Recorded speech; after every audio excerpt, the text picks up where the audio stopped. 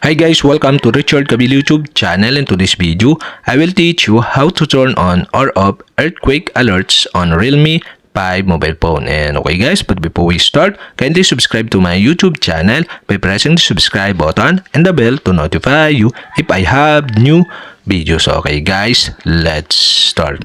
So okay guys, here in your Realme 5 mobile phone, you'll have to do is go to settings.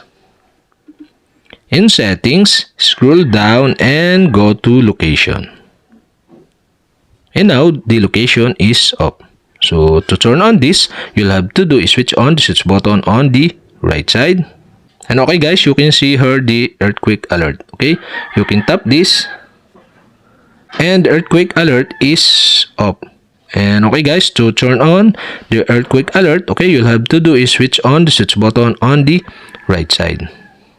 And that's it. Okay, we have successfully turned on the earthquake alert. And okay guys, to turn off again, you'll have to do is switch off the switch button on the right side. And that's it. Okay, we have successfully turned on or off the earthquake alerts on Realme 5 mobile phone. And okay guys, if you have a question, kindly comment below.